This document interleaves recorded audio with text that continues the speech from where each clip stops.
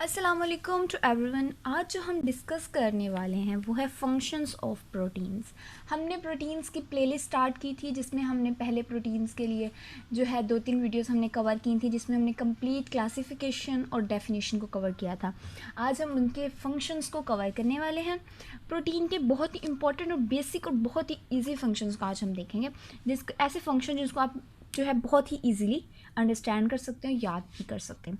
तो let's start करते हैं।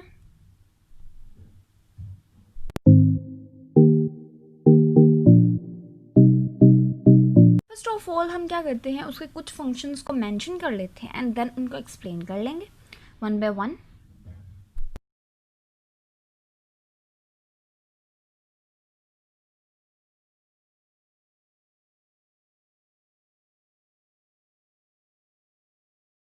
हमने जो दो फंक्शंस मेंशन किए हम पहले इनको स्टडी कर लेते हैं एंड नेक्स्ट हम मेंशन करके फिर उनको भी स्टडी कर लेंगे।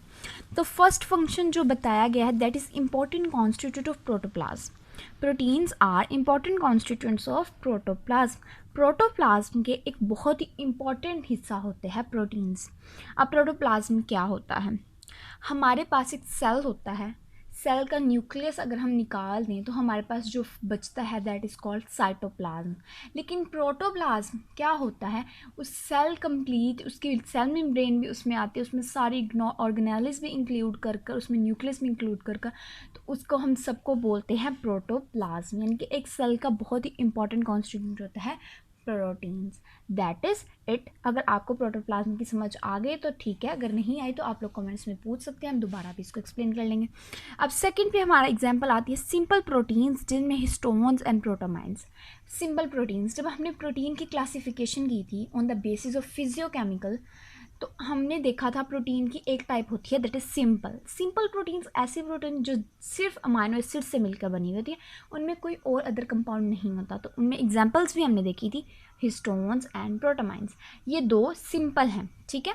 ये कंबाइन करती है न्यूक्लिक एसिड्स के साथ। हमारे जो न्यूक्लिक एसिड होते हैं उनके साथ क्या करती हैं, कंबाइन करके न्यूक्लियोप्रोटीन्स बना देती हैं। जब हमने उसकी सेकेंड टाइप पढ़ी थी क्लासिफिकेशन में तो वो कंपाउंड प्रोटीन्स थी।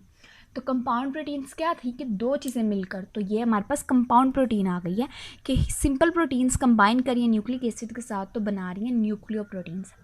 अब जो न्यूक्लियो प्रोटीन्स हैं न्यूक्लिक एसिड्स के साथ यानी कि हमारे आरएनए और डीएनए के साथ कंबाइन कर रही हैं, तो दैट मीन्स कि आरएनए और डीएनए जो हमारा है वो क्या करता है, उसके पास तो हमारा हेरिडिटी मटेरियल होता है ना, जिसको जो है वो एक जनरेशन से दूसरी जनरेशन में क्या करना होता है, ट्रांसफ़र करना होता है। ठीक है, तो यही फंक्शन होता है न्यूक्लियो प्रोटीन्स का। तो समझ आ गई इन दो फंक्शंस की। अब हम नेक्स्ट मूव करते हैं।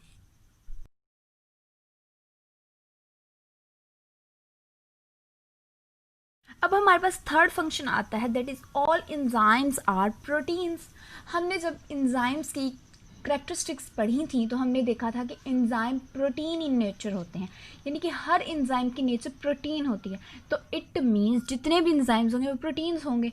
ये इसके भी फंक्शन में आ जाता है क्योंकि एंजाइम्स बहुत से फंक्शन हमारी बॉडी में परफॉर्म कर रहे होते हैं। तो एंजाइम्स प्रोटीन्स ही हैं, तो मतलब एंजाइम का function protein as a protein ही वो वर्क कर रहे होते हैं एंजाइम। That is it.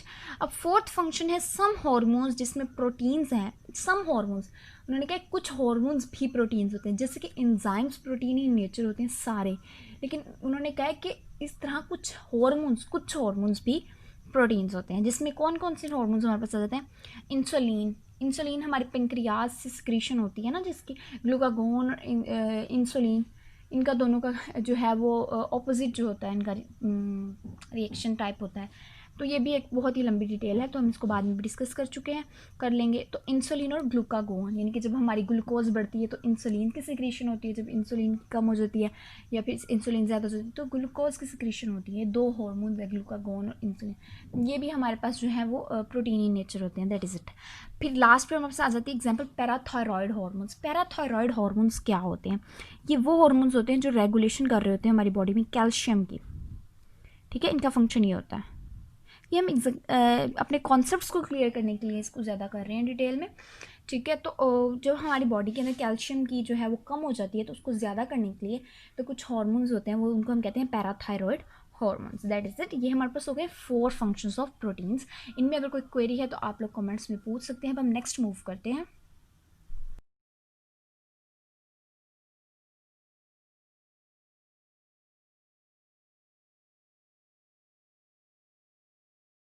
अब हम डिस्कस करते हैं fifth function, perform carrier function. For example, hemoglobin carries oxygen and CO2, albumin carries iron and bilirubin.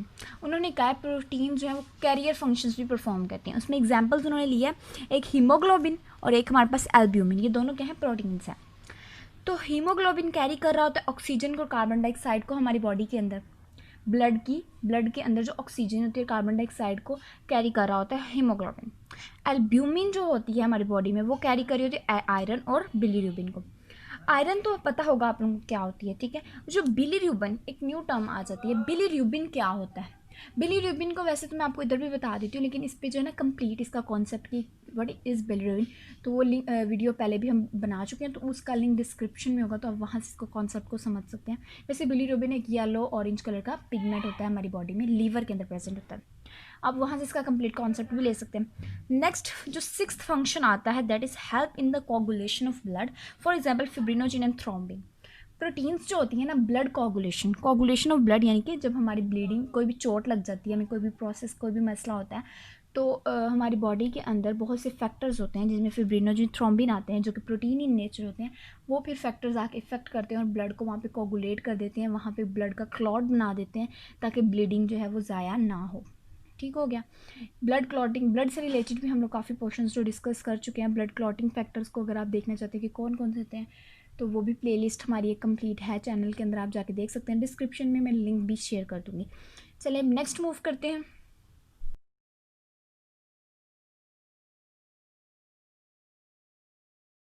Proteins हमारी बॉडी में डिफेंसिव फंक्शन भी परफॉर्म कर रही होती है. For example gamma globulins. जो गैमा ग्लोबुलिन्स होते हैं, फॉर एग्जांपल इम्यूनोग्लोबुलिन्स, ये क्या करते हैं, हमारी बॉडी के अंदर एंटीबॉडीज़ प्रोड्यूस करती हैं. कोई भी डिजीज़ के, कोई भी एजेंट बाहर से जब आता है ना, तो उसके खिलाफ एंटीबॉडीज़ बना देती है. तो इस तरह हमारी बॉडी को डिफेंड भी कर रही होती है. नेक्स्ट फंक्शन जो है वो आता है help in muscle contraction. Muscle के कॉन्ट्रैक्शन में भी हेल्प कर रहा होता है, जिसमें फॉर एग्जांपल एक्टिन और मायोसिन आ जाते हैं. फॉर एग्जांपल ये हमारे पास दो प्रोटीन्स होती हैं जो मसल कॉन्ट्रैक्शन में हेल्प कर रही होती हैं. That is it. लास्ट जो टू फंक्शंस है that is provide energy and 10 present होता है ऑल वायरसेस में.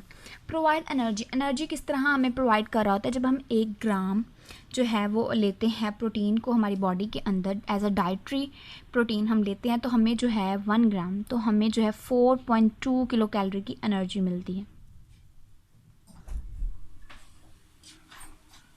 इस तरह जो है हमारी बॉडी को जो है वो प्रोटीन से एनर्जी भी मिल रही होती है. नेक्स्ट हमारे पास आता है प्रेजेंट इन ऑल वायरसेस. हमारे हर जो वायरसेस होते हैं ना, उनके अंदर प्रोटीन्स प्रेजेंट होते हैं. उनमें क्या फंक्शन परफॉर्म कर रहे होते हैं, जो उनकी पैथोजेनिसिटी होती है ना वायरसेस की, pathogenicity, what is pathogenicity, ability to cause disease. यानी कि वायरसेस क्या करते हैं, हमारी बॉडी में जब एंटर करते हैं तो डिजीज़ ही कॉज करते हैं ना. तो वो डिजीज़ कॉज करते हैं ना, तो उसकी रिस्पॉन्सिबल उनके अंदर जो प्रोटीन्स होती है ना, वो ये काम कर रही होती है, पैथोजेनिसिटी.